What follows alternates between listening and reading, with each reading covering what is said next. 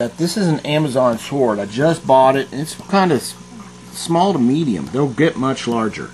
Well, it's maybe 9 inches tall now. But the reason I bought this one is because it had offshoots already in the store. This is great because Amazon swords are beautiful, but they're kind of expensive. $10 for just that one plant.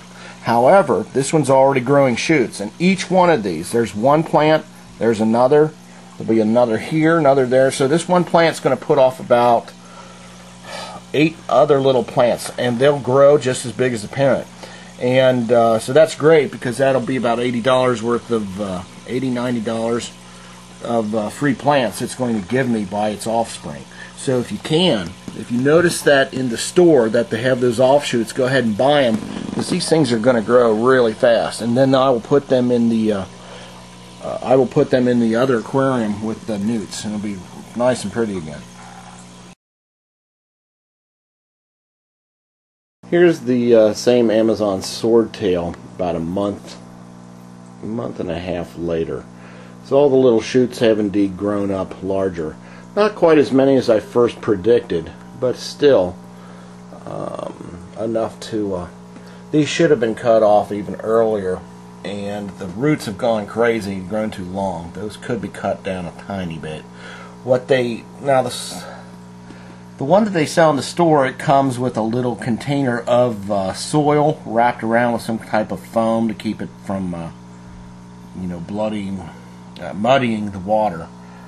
And so I'll have to look into. Now, obviously, I can stick them right into the rocks, but they really do They probably need some soil to help them out. So these plants are sold that way for that reason, meaning they need extra nutrients. But anyway, I just wanted to show you how fast they grew within a month. And really, had I been more on the ball and put in the plant supplement fertilizer into the it's a liquid and you pour it into the water, but I don't stay on top of it as much as I should have, so they probably would have grown even faster if I had done that. And matter of fact, what I've done, I raise guppies. I will take their offspring.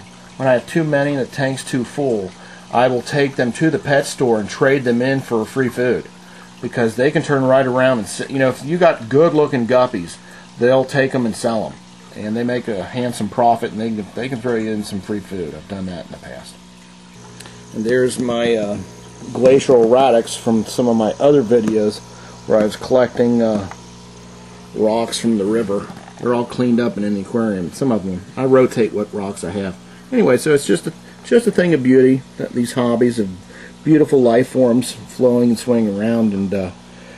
And remember, I mentioned earlier that my bed's pressed up against this aquarium. I actually had a fish jump out and into my bed, and I was screaming in the middle of the night because a fish was in my bed. So, so you might want to put a aquarium lid on this. I had neglected to do that in a while. So I had one of those big yellow, they're about 4 inches long, it's a algae eater, and it jumped out of the water and into my bed, and it survived. I picked it back up and put it back in. We have a new algae eater. My little boy just went nuts when he saw it and insisted that I buy it. I think it's called a rope. I forget what it's called. It's a rope-like catfish. Anyway, it's an algae eater. Maybe I forget the name of it, so anyway, that's what he looks like. See that green thing back there? That's called a moss ball. They're new. They're from Japan. They cost $10. And they'll get big. They'll get as big as the size of a basketball, they claim. They're just algae. Here it is out of the water. This is an algae ball. And this is a little bit smaller than a tennis ball. They come golf ball size, tennis ball size, but they can get as big as basketball size. But I imagine it's very slow growth. You can cut these in quarters and they'll regrow themselves. So this is pure algae. I'm going to drop it down and you'll watch it float down. Anyway. So it's just an algae ball. Looks like an underwater tennis ball. Doesn't do anything, but it's just a neat new plant for decorations. This is Java moss, and it acts like an underwater jungle for the fish. It grows quite a bit. Another swordtail plant, and I'm not sure what that is. But anyway, that's my little help on the aquarium.